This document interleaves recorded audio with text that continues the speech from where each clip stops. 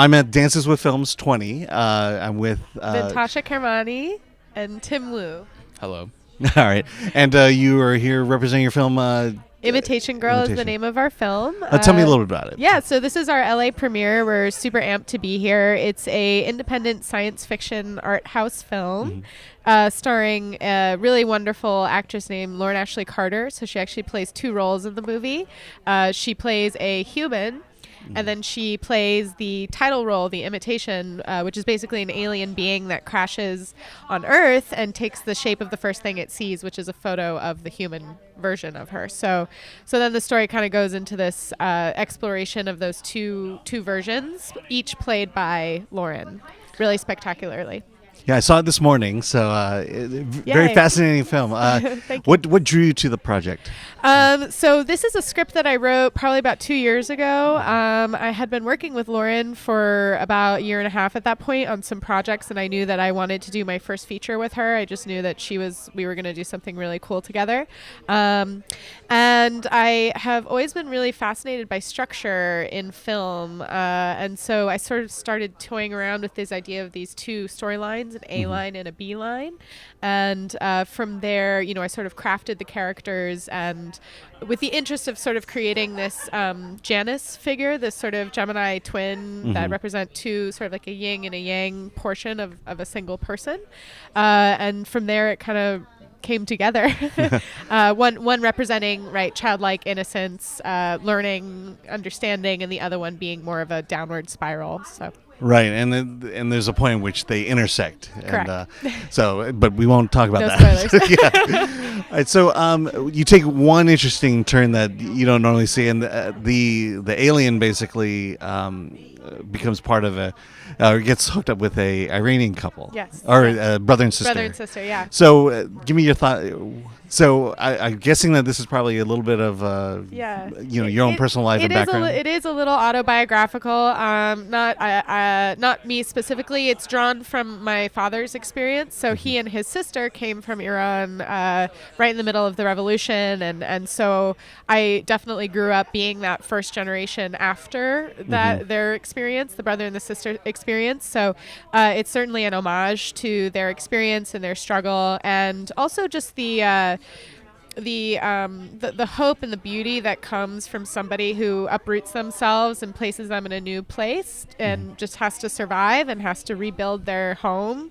That just really fit perfectly for me with the story of an alien coming from really far away and having to sort of reacclimate to a new place. So it just really appealed to me to be able to tell this immigrant story in line with this alien who's also sort of new, and that's the line that comes, that we're both strangers here, is definitely capturing not only the science fiction element but the immigrant experience. Yeah, and it's more or less a flavor. It's culture. Right. It's not.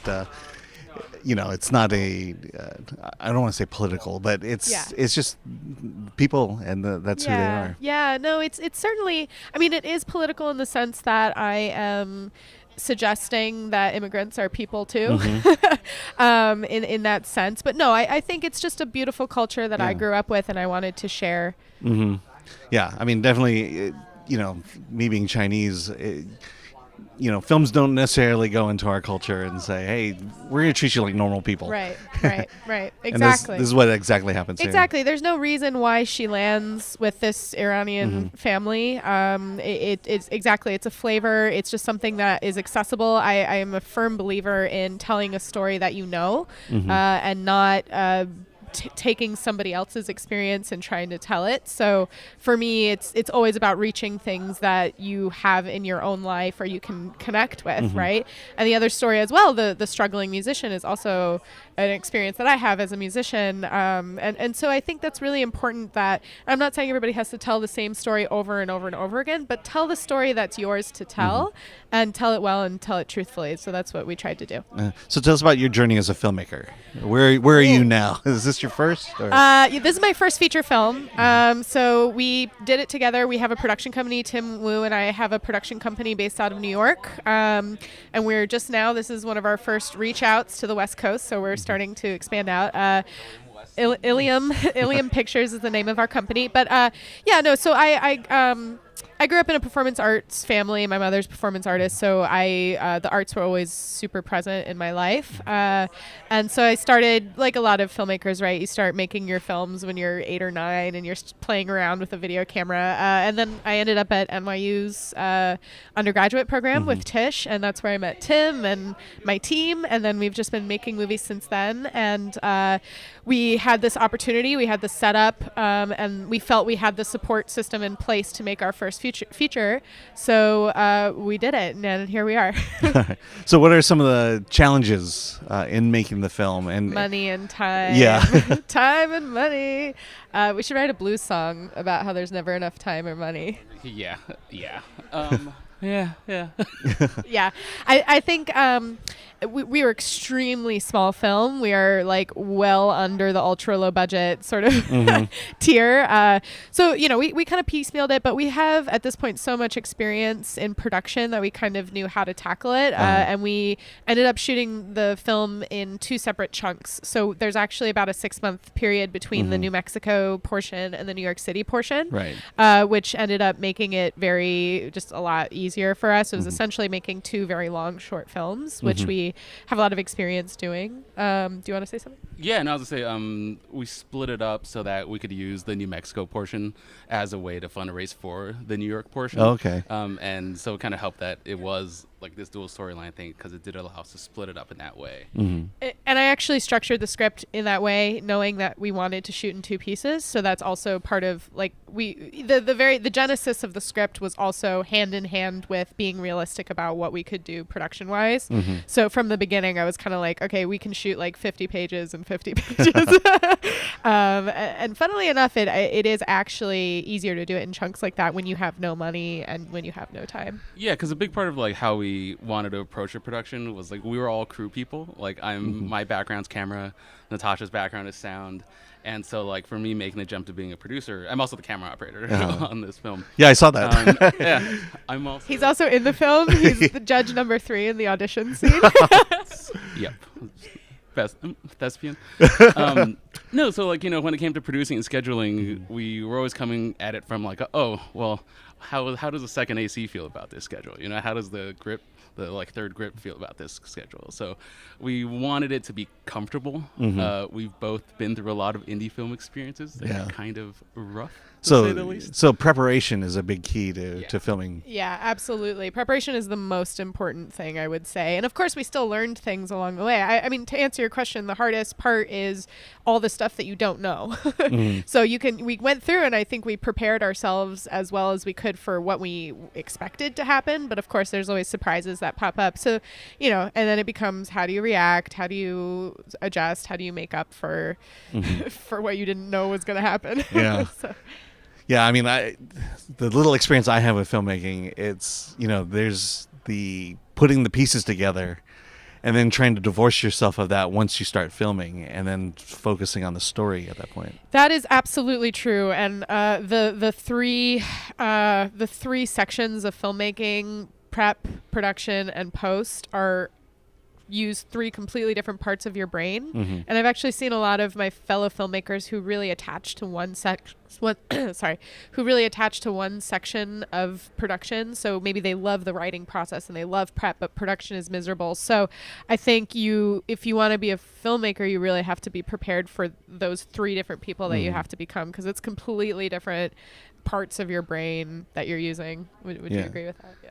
And then you have a little bit of special effects. So there must be a kind of a guerrilla filmmaking aspect to that as well. Yeah, our VFX is with a great friend of mine, Brandon Roots, who is just a beautiful artist. And we worked on that together, and we just kind of experimented, and we got it right. We kept going until we could. I love VFX. I think if they're done correctly, they can be really transcendent. So I look forward to doing more in the future. Yeah, I mean, it's hard. It sounded like the visual effects were then built from scratch, which I would imagine is time consuming and a lot of I want to say donation, but you know. Yeah, we actually, if you're referring to the end sequence, the Yeah, like even the crazy, beginning, too. or the beginning. Yeah. Yeah, the beginning was a mismatch. We actually used a lot of NASA imagery, which is Okay. for free, so you can actually access those images. And then we compiled it, and obviously we have the salute to 2001 in the beginning. But the end sequence was actually a really cool new algorithm that Brandon had discovered online, of all things. I think he found a video on Vimeo that someone had posted, and it's just it's a proprietary program that some guy built, and it basically builds fractals. So you can sort of tweak the code essentially to create different patterns of fractals. And I already knew I wanted to do this like kaleidoscopic kind of thing, and then once you have the fractals going, you can just basically paste on different skins and colors and stuff. So I loved that. I thought that was a really fun part of the process. So where does Imitation Girl go on from here? So we have some really cool announcements coming up. We can't actually announce anything yet. We haven't gotten the thumbs up, but if anybody wants to follow us, we're at Ilium Pictures on all of the social media, and we'll have announcements. But we have some more festivals coming through the rest of the year, and then hopefully we will be able to release it and people can watch it on their platform of choice on their phones. Don't watch it on your phone, please. All right, and then last question is what is the piece of advice that that you would give filmmakers today that they're not hearing?